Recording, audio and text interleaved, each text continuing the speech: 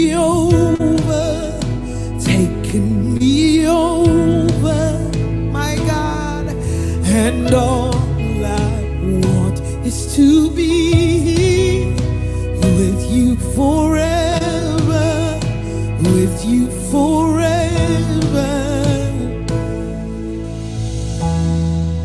So pull me a little closer and take me a little deeper. I wanna know your heart, I wanna know your heart, 'cause your love is so much sweeter than anything I tasted. I wanna know your heart, I wanna know your heart, I wanna know your heart, God. I wanna love like you love, yeah. Can y'all sing the verse with me? Come on. Your love has ravished my heart and taken me over, and all I want is to be with you forever, with you, God. Sing it again. Your love has ravished me, yeah. Taking me over, taking me over.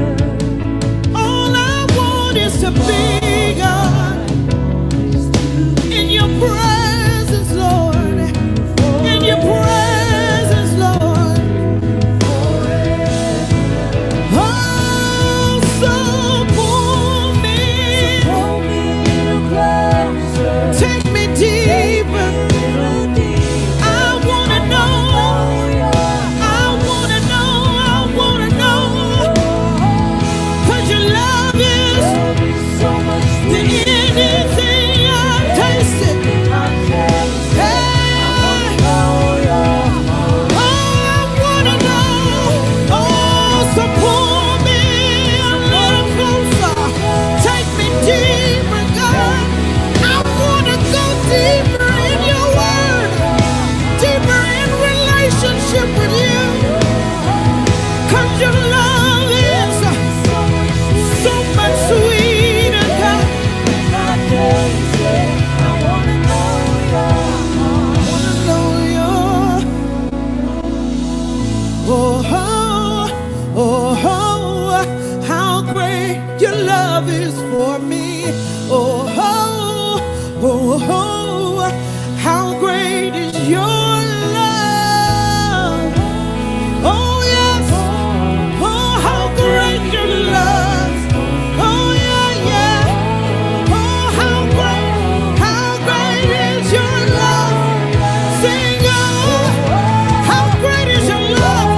Sacrificing, ever loving, ever giving, ever showing. How great is your how great your love. See,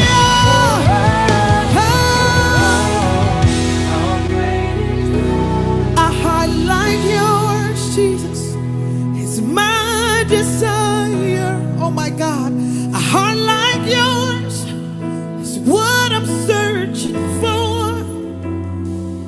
Full of compassion, nothing wrong within. Please hear me, Lord. Give me a heart like yours. Sing that with me. Come on, say a heart like yours. This is our prayer today. This is why we come closer, God. Yes, God, is what I'm searching for. Full of compassion, nothing wrong. Please hear me. One more time. Sing it from your heart. Come on, pray with me. A heart like yours, God, is my desire. I want a heart like yours. It's what I'm asking.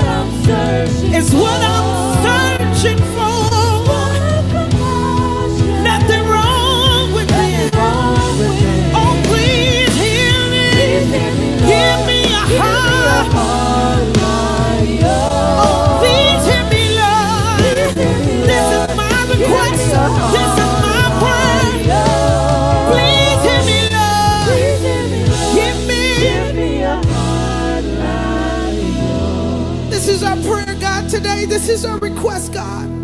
A heart like yours, Jesus. Yo, good morning, good morning, good morning. We in here working it out, y'all. Working it out. Welcome to Good News Today. Y'all good? Y'all ready to get it started? Yo, we got a word. Let's go. Let's go. Joy, pains, ups, downs are working all day. Everything. Everything's gonna be okay. Gonna hear some good news today. Come on, come on. Oh, joys, pains, ups, downs are working all day. Everything's gonna be okay. For God so loved the world that he gave his only begotten Son, Everything's gonna be okay. that whosoever will believe in him shall not perish but have Everything's gonna be okay. everlasting life. Gonna hear some good news today. Yo, turn my mic up. Y'all ain't see this coming. Get ready to catch this. Come to snatch your righteous mind, not your edges. God is the goal, and then there's the period. This thing is real. Woo-cha, we serious. Intentional, original. God is in control. Do it for your soul. Gotta let the whole world know. Ayo, ayo. Everything's gonna be okay. Everything's gonna be okay. Gonna hear some good news today. Yo, everything's gonna be okay. Put it in the comments, encourage somebody, tell somebody who might need a little encouragement today that everything's gonna be okay. Put it in the comments. Everything's going to be okay. Everything's gonna be okay. I want you to be encouraged. I don't know what you're going through. I don't know what your situation may be. Just know that God is working on your behalf. And everything's going to be okay. Everything's going to be okay. We've been talking about love this week. And yesterday we just talked about loving yourself. Loving yourself. How do you see yourself? Are you practicing seeing yourself as God sees you? Or seeing yourself through the lens of your own flaws, your own failures, your own struggles? It's important that you see yourself in that. We talked about yesterday too, not seeing yourself and then in turn selling yourself short. Selling yourself short. Being able to have folks in your life that can push you to dream big. But here's the thing about dreaming big and loving yourself and pursuing big stuff. It's what makes it big is his purpose, not your ambition. There's a difference between his purpose, his mission, and your ambition. It's important to deconstruct the prosperity theology that says I want to be big so I can have money, so I can have a platform, so I can have a stage, so I can have influence, so I can have all those things. None of those things matter to God if they're not influencing his glory. If it's not bringing to bear his glory in the earth. Like who cares if you blow up, if you only blow up in your own ego, in your own pursuit, in your own ambition. When we talk about thinking and dreaming big, it's big for, the bigness is in God. It's God's bigness, not yours. And that gives freedom and opportunity for you to be big in all the right ways and stay small in all the wrong ways. Let me say that again. So you can be big in all the right ways and stay small in all the wrong ways. If God greenlit your dreams and your hopes and your ambitions right now, would it bless anybody else in the world other than you? Would it heal anything else in the world? Would it bring hope to anything in the world? Would it solve a problem in the world? Or will it just be good for you? That's a great litmus test. We're on assignment and we are ambassadors for him. So some of us want to be great because we just think it's really cool to be great. But Jesus says the greatest of you who are among us are those of you who serve. So greatness is found in service. So if your purpose ain't serving, no purpose. If your purpose ain't serving his kingdom purpose, then you ain't got no purpose.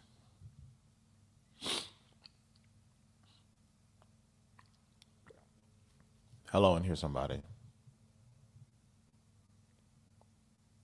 I was just thinking about it yesterday, and it's like, I don't want to push you to be big so you can be big. I want to push you to think big so God can be big in your life and in your pursuits. Because at the end of the day, it's about God. Ain't never been, ain't never gonna be about you. It's about his kingdom purpose. So as you dream and as you get excited about opportunities and when you think about the next 5 years of your life, how are you leaning into God's purpose and allowing his dreams for you to come to be manifested for his glory?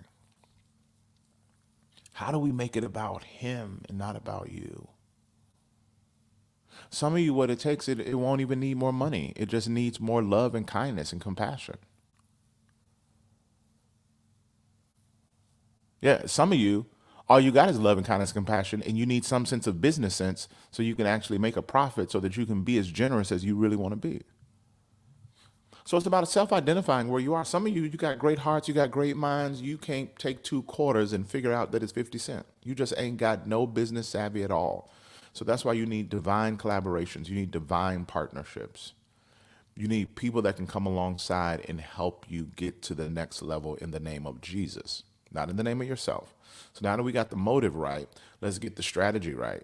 The strategy is getting people that can help you do and be what you don't have naturally.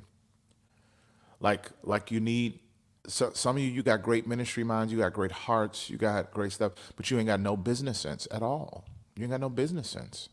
And God ain't gonna bless you with $1,000,000 if you can't even put your hands on 1,000 and coordinate it and orchestrate it and leverage it.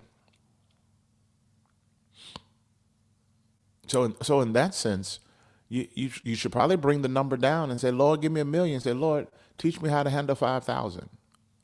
Because how the principles work, if you're faithful over a few things, he'll make you ruler over many.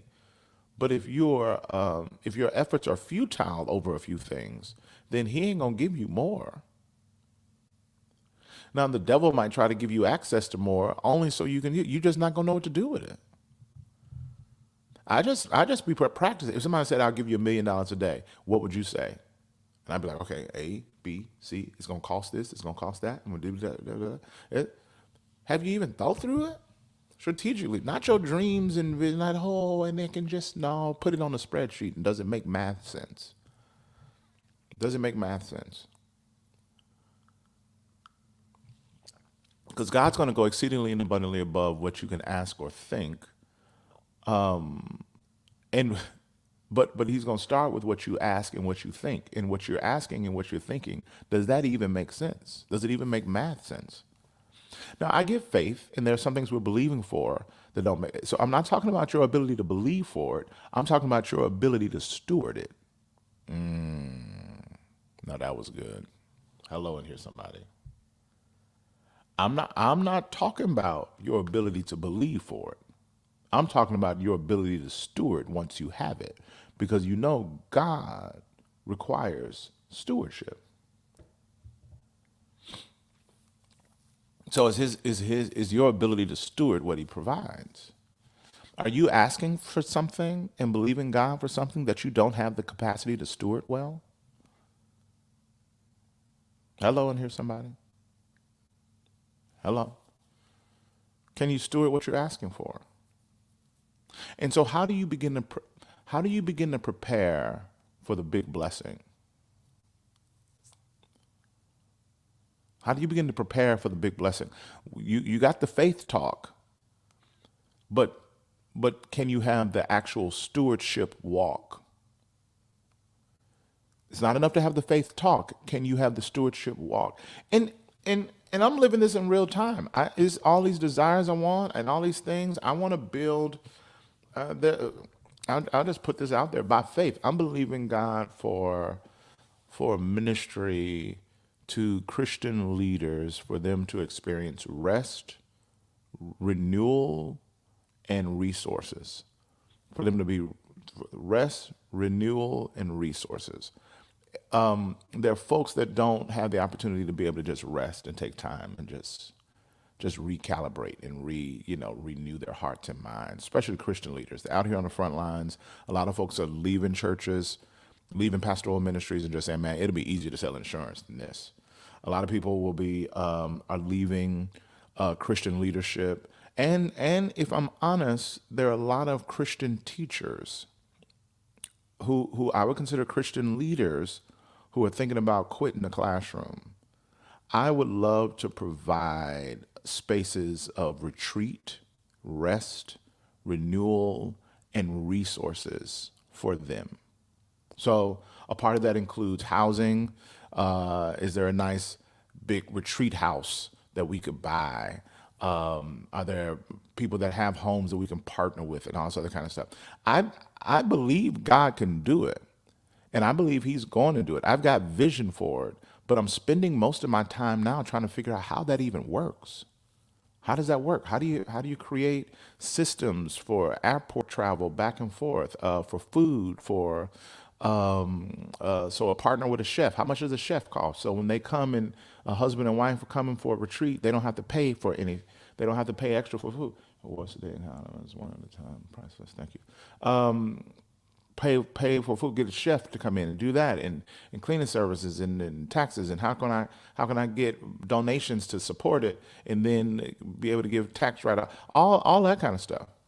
Airbnb for ministry workers. That's exactly what it is. It's like an Airbnb where you have a concierge, and ministry workers can come and experience what, to be honest, high wealth folks or upper middle class folks experience all the time. But I didn't grow up. I grew up going to conventions for vacations. I didn't go to church conventions for vacations. I didn't go to like Hawaii for a week or Cabo or nothing like this. Do you know that could be $10,000 for a vacation, for a good one. I mean, well, to be honest, for a nice one, a good one is like $20,000, $30,000. Especially when you got as many. I got 20 kids, and friends and nannies. So we travel as a whole tribe. It's expensive. And I'm just thinking about the folks that just don't have that kind of resource, and we telling them to rest. What do we provided that?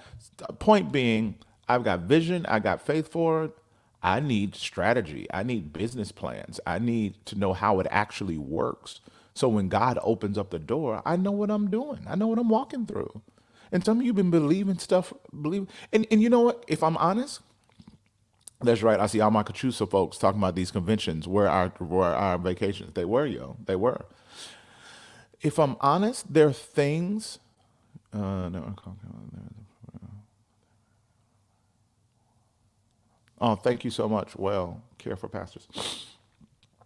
Check this out. This is also going to help you.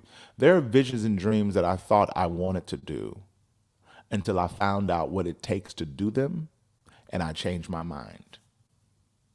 Because just because it looks like a certain way, when you get under the underbelly and the underpinnings of it, it's like, oh, okay.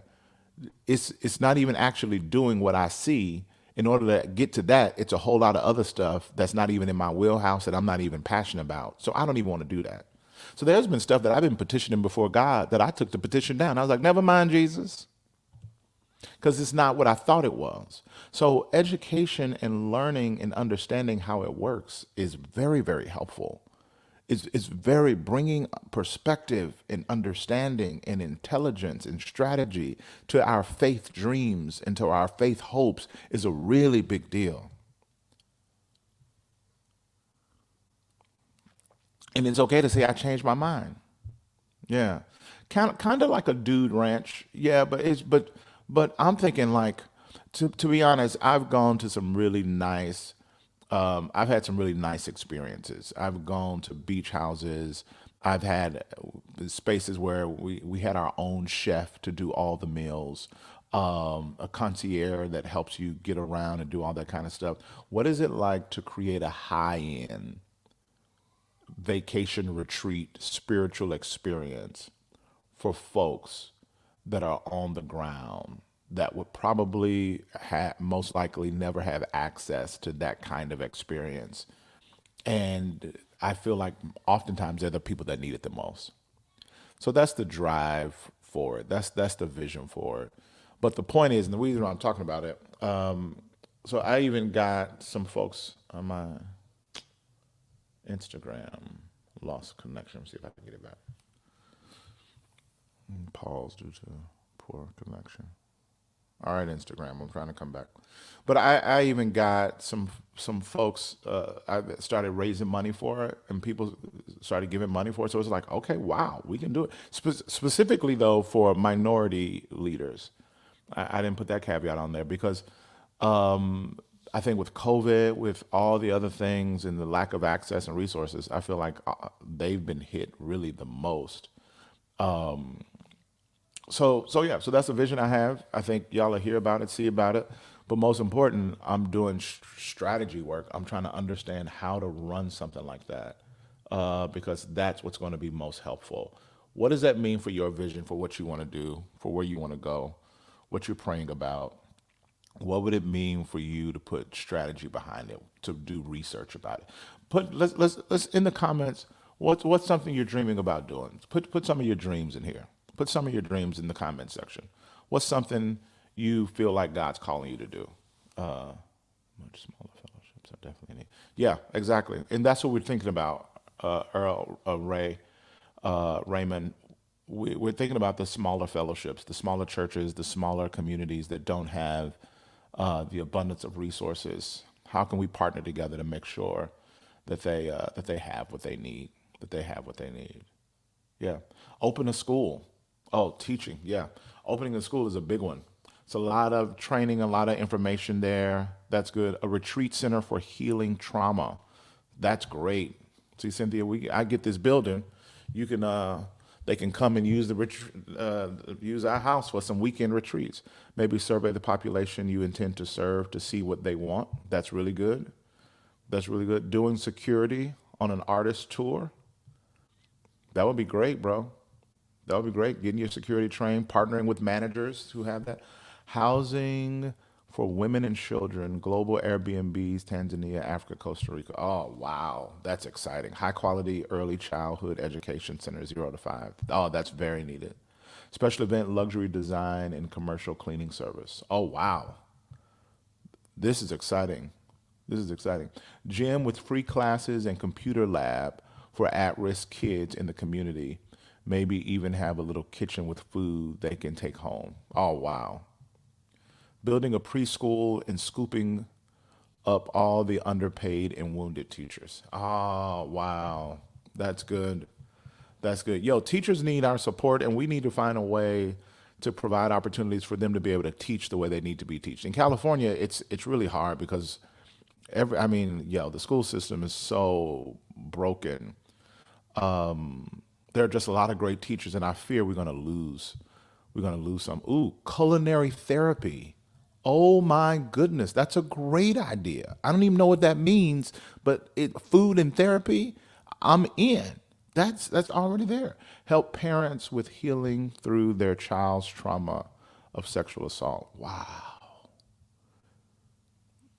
Yoruba-based music and play curriculum for kids. Wow.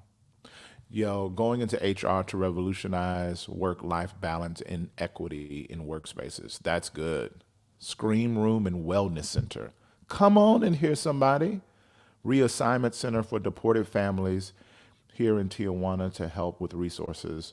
A place for families to stay together. Wow. Wow, this has been a dream and a goal of East Lake, Mexico, so I would love to see it for them. Wow. Y'all, I'm just getting teary-eyed looking at the stuff that y'all want to do. To be honest, this is really amazing. She already has a website, culinary therapy is it. Culinary therapy. Y'all look that up. I don't know what that is. I'm gonna look it up though. That sounds amazing. Mentorship program, Lenora. Sign me up for culinary therapy. See, look, people are already signing up. You know what? We should try to do like a little business dream fair or something where folks can share their stuff. School counselors are burning out. Yeah, school counselors burning out. I saw this in Germany, a large house or facility for young single moms to teach them parenting skills and life skills to move on. That's really good. That's really good. Share your contact, Mercedes. Keela, helping kids find and walk in their purpose. To be a full time illustrator, I have a great team around me, but my hesitation is leaving my current full time job to do it. Faith based occupational therapy, children's books. Yo, Joe, at some point you got to take the leap. You got to calculate it, you got to prepare for it, but at some point, to give it all you got to be able to give it all you got. You know what I'm saying? Like anybody on here that started a company or this, I did the same thing with church planting. You may not think about it that way, but I'm leaving one source of employment to another source of employment that's built based completely on potential and faith. You start a new thing, you don't know how the Lord's going to provide and how long is it going to take your salary to match where you were. Do you have to change your lifestyle before you get started? And usually it takes a little while, especially with businesses, to make money. Sometimes the profit doesn't kick in till a year or 2 years later. So how do you leverage that? So I feel you, Joe. So it's good to be cautious, but be calculated. But be calculated, so that you can intentionally be strategic in when you launch it. But I love that. Witty, wonderful dreams. Yes, Mercedes, please share. Transitional and permanent housing for those experiencing homelessness. That's wonderful, and there are a lot of opportunities for that. A lot of models out there for that. As someone who's currently writing a program, yes, it was easier for me to do this when I have a part-time job. Yeah, yeah. Or sometimes you downsize to a part-time job, or just downsize your expenses. Sometimes you just move into a smaller spot, and just say, how do I create that margin that'll help me give myself the best shot? Let me tell you something. If God gave you a dream, don't give him half of. Don't give it everything it's worth. Because if it fails, that's the failure. What if I fail? If I fail, I want to fail knowing that I gave it all I had. I want to fail knowing that I gave it all I had. Community faith-based residential services and homes for people with significant mental health issues coming out of institutions. Wow. That is awesome. That is awesome. Mental illness is a really big deal. Understanding mental illness among policemen and support center retreat for parents who have one. Yeah. Belinda, thank you so much, sis. Yeah. Y'all, this is good. I think we all hype on this culinary therapy. A lot of mental illness opportunities for folks. It's called 816 culinary therapy. So that's what her thing is called. The word eight, then the number 16 culinary therapy. So we'll go check that out. A lot of folks got a heart for folks that are experiencing homelessness.